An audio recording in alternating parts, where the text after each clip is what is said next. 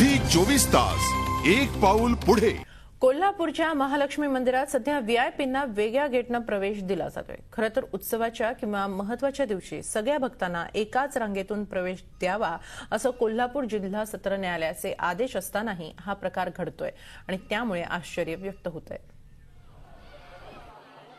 कोल्हापूरच्या महालक्ष्मीच्या मंदिरात उत्सवाच्या काळात आणि इतर महत्त्वाच्या दिवशी कोणालाही व्हीआयपी मार्गाने सोडू नये असा आदेश जिल्हा सत्र न्यायालयाने दिला होता।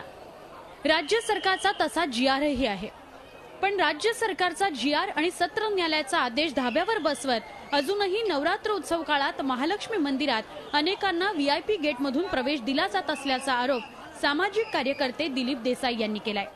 न्यायालयाचा आदेश असताना देखील पोलीस प्रशासन, देवस्थान समिती, जिल्हाधिकारी प्रशासन हे आपल्या नातेवाईकांना, मंत्र्यांना, आमदारांना अगदी खुलेआम सोडत आहेत। महालक्ष्मी मंदिरात अनेकांना व्हीआयपी गेटने प्रवेश दिला जात असल्याबद्दल भाविकांनीही नाराजी व्यक्त केली आहे। मी आता पुण्याहून आले दर्शनासाठी, 1.5 ते 2 तास झाले मी इथे लाईनीत थांबतोय, पण व्हीआयपी आले तर त्यांना 2 मिनिटात आत सोडले जाते, हे चुकीचे आहे, हा न्याय नाही। दर्शन लाईन मध्ये घेऊन जेवढं घेता येईल तेवढं घ्यावं माणसाने, व्हीआयपी लाईन मध्ये काही दर्शन घेऊ नये।